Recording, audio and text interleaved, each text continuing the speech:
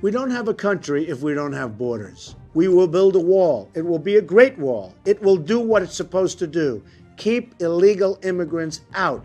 Now, with that said, we're going to have a beautiful big door right in the middle of that wall. And people are going to come into our country, and they're going to come in legally. And we want people to come in, and we want to treat people fairly. But we either have a country or we don't. We need a border. We need a wall. I took a tremendous amount of heat when I started talking about illegal immigration. I turned out to be right. Now everybody's talking about it, but they still don't get it.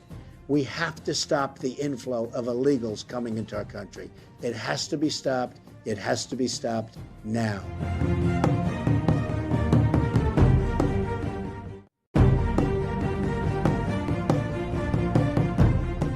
Our country is totally divided.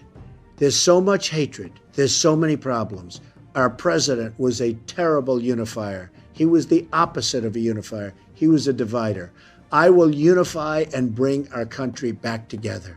It's something I've done all my life. I get along with people. A lot of people don't know that about me. They don't think that's the case. It is the case. I built a great company by bringing people together. I will bring our country together. We will be unified. We will be one. We will be happy again.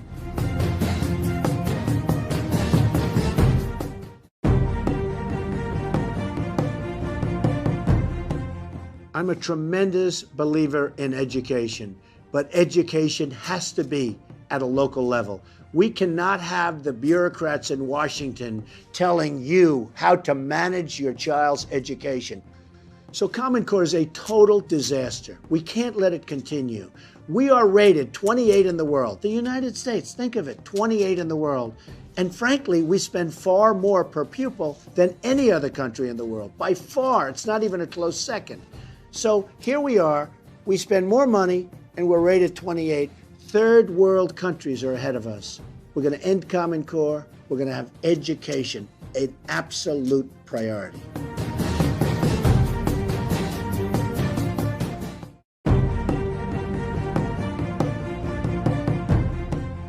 I'm going to make our military so big, so powerful, so strong that nobody, absolutely nobody, is going to mess with us.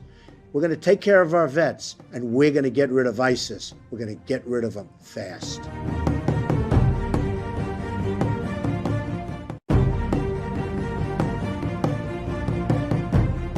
One of the things I'm most proud about is that I create jobs. Over the years, tens of thousands of jobs for our country, and I'll do that for you.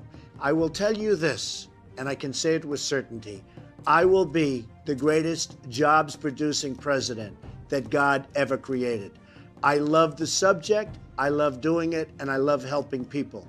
And there's nothing like helping people than getting them and their family great jobs.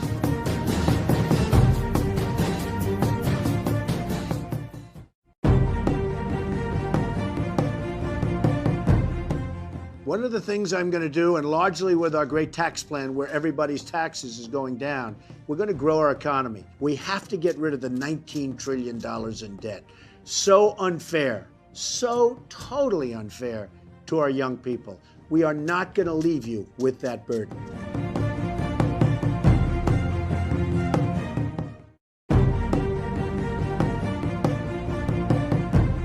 I have a great education. I went to an Ivy League college. But I'm not politically correct, because to be politically correct just takes too much time.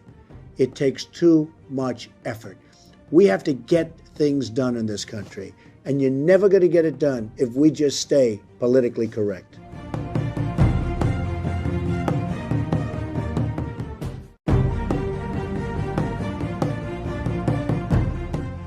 I know the best people, and I'm totally self-funding my campaign. So I don't have to take donors and special interest people and lobbyists. I don't have to bring them in. I know the absolute best people, and I'm bringing them with me to Washington. We will have the greatest negotiators in the world negotiating against China and Japan and Mexico and Vietnam and all of the many countries that are ripping us off. We're going to bring our jobs back. We're going to bring manufacturing back. We're not going to be the patsies. We've been patsies for the world for too long. It's going to end. I've got the best people in the world, and we're going to use them.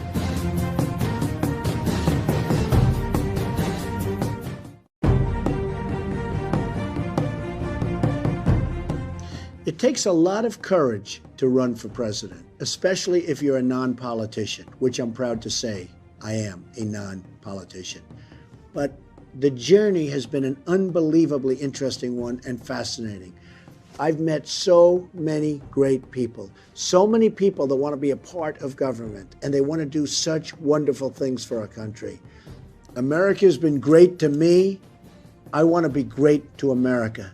I want to do something that's really going to put us back on the right course and make America great again.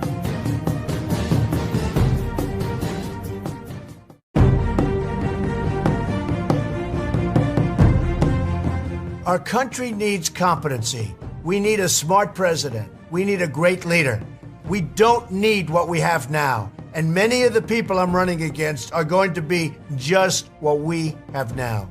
If I'm elected president, I will do a truly great job. I'll make America great again. Everybody's going to be very, very happy. Even our biggest critics are going to love the job we do together.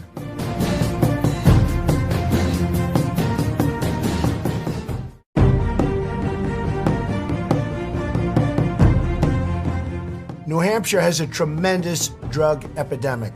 Every time I go there, people come up to me and they say, Mr. Trump, what are we going to do? Drugs are pouring in.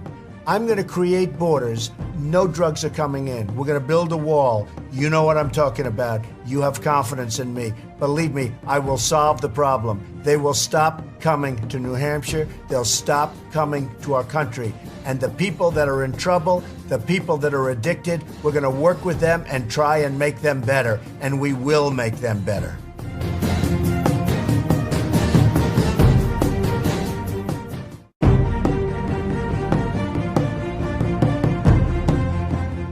The great slogan of New Hampshire, live free or die, means so much to so many people. All over the world, they use that expression. It means liberty. It means freedom. It means free enterprise. It means safety and security. It means borders. It means strong, strong military where nobody's going to mess with us. It means taking care of our vets. What a great slogan. Congratulations, New Hampshire. Wonderful job.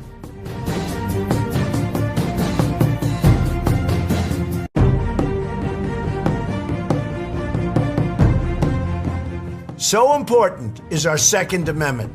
The politicians are chipping away at it day by day, night by night. It gets weaker and weaker. We're not going to let it happen. We are going to protect our Second Amendment. If I'm president, you can count on it 100%.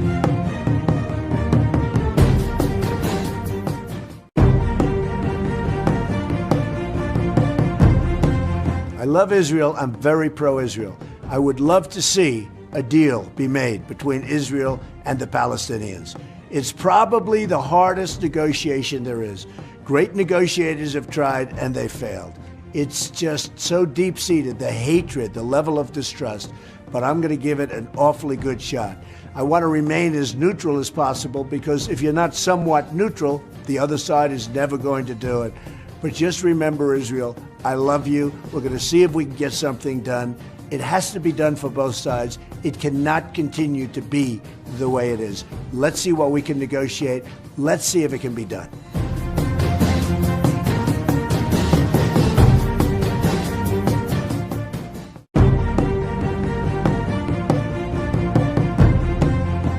Some people have said that my policies on trade will lead to a trade war. Well, I guess when you think about it, we're already in one. We're losing $500 billion a year to China. We're losing billions and billions to Japan and Vietnam and India. And Mexico is beating us both at the border and they're beating us in trade. So when you say war, they're in a war, we're not in a war because they're beating us so badly. I'll tell you something. We cannot continue to go on like this as a country. We have to keep our companies here. If you look at the numbers, they're really discouraging. Everybody's leaving. Nabisco, Carrier, Ford, so many of them. Every day you pick up the paper, more companies are leaving. We're losing millions of jobs. We're losing tens of thousands of manufacturing plants. We're losing thousands of companies. Pfizer is moving to Ireland. We can't let it happen. We're going to have to tax the goods coming in of companies that left. Otherwise, there's no incentive whatsoever. Absolutely none. I'm a businessman. This is what I do. There is no incentive whatsoever for a company not to leave. So we're going to tax their product coming in. They want to leave. They want to go to Mexico. They want to make air conditioners. When they send those air conditioners here, they're going to pay a 35% tax. And you know what's going to happen? Carrier is not going to leave.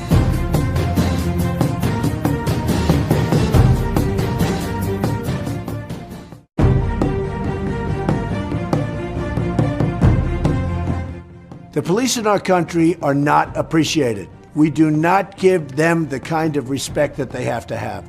Sure, there'll be a bad apple, there'll be a bad thing happen, and it ends up on the news for 2 weeks and everybody hates the police. The fact is, they do an incredible job. We have to give them more authority and we have to give them far more respect.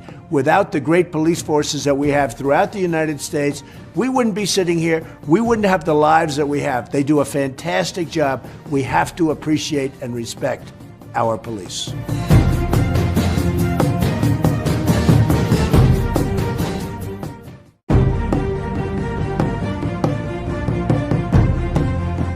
So many people are asking me, what would I do on my first day in office? Well, you have executive orders all over the place. So many would be terminated. The good thing about an executive order signed by our president is that it can be unsigned immediately. You don't have to go through Congress.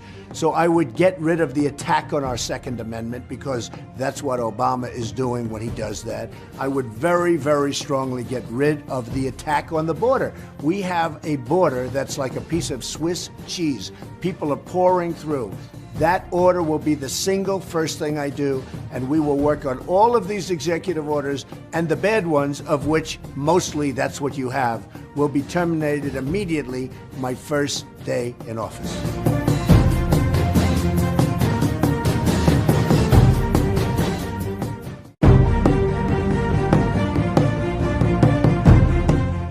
The establishment, lobbyists, and special interests are absolutely killing our country.